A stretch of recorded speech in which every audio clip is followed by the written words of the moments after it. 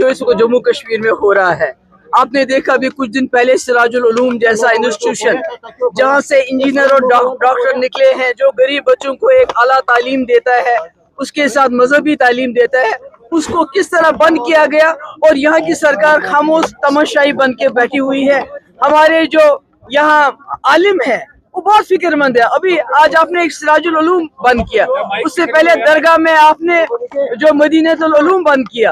तो इसी तरह आप कहीं ना कहीं जो मुसलमानों की निशानी है, जहाँ हमें मजहब के साथ दीनी तालीम दी जाती है और दुनियाई तालीम दी जाती है, तो एक एजेंडे के तहत बीजेपी सरकार यहाँ की सरकार के साथ मिलके इन तमाम इंस्टीट्यूशंस को बंद कर रही है, जिससे जम्मू कश्मीर में जो अभी उर्दू को भी इसी सिलसिले में जो है कोशिश की जा रही है उसको डिलीट करने की।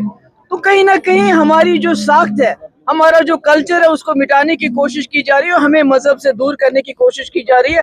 दूसरा बड़ा मसला है जो नाले सिंध का है, वहाँ गरीब लोग जो है बाजरी निकालते थे और अपना गुजारा करते थे, मगर अब बड़ी बड़ी मशीनें आके इन लोगों के पेट पे लात मार दी गई है और लोग जो है बेरोजगार हो गए हैं।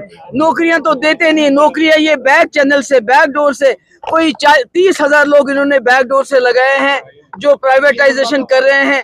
अपने एमएलएस को 30-30, 40-40 नौकरियां देते हैं, जिसमें पैसा जाता है, रिश्तेदारों को नौकरी मिलती है, आम लोगों को नहीं मिलती है। यानी इस वक्त फिर से नौकरियां लोग जो हैं जेवर और अपना बेच के नौकरियां खरीदते हैं, जो नेशनल कॉन्फ्रेंस की आदत रही है। तो यही मुश्किलात है लोगों को, जिसके बारे में हम जगह जगह वर्कर्स के साथ बात करते हैं और कोशिश करते हैं कि हम लोगों की मुश्किलों का कोई हल करें। देखिए 2009 का एक ऑर्डर है, उसमें ये लिखा है रेवेन्यू डिपार्टमेंट में जब भर्ती होगी तो उसमें उर्दू जानना जरूरी है।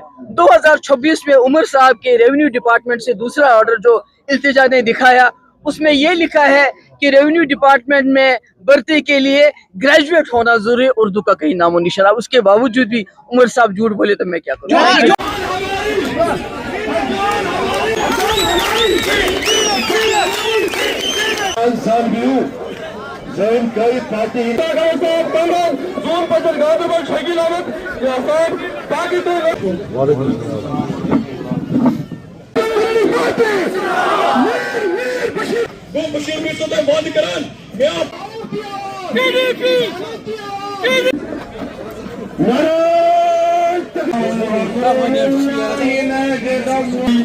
अब हम बाजार तक जो है बाकी नगरमेल में जाकर दावत देंगे, लेकिन टेम्पलू से भी आप गुजारिश है कि गाँव के साथी एडवोकेट अब्दुल हक खान साहब और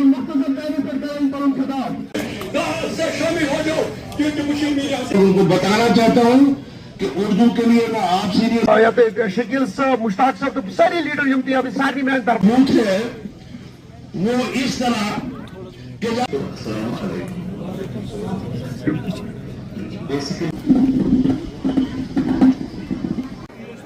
शाहीन साहब कंगन से जो हमारे रुई रवा जो स्पोर्ट्स पर्सन है उन्होंने पर्सनल बयान दिया, जमात अली शाहीन साहब। अब मैं ज्यादा पीछे नहीं जाऊंगा क्योंकि वक्त की पाबंदी है, पीछे से ये खड़े हो रहे हैं, तो इतना मैं जरूर कहूंगा। अब थोड़ा सा कंगन के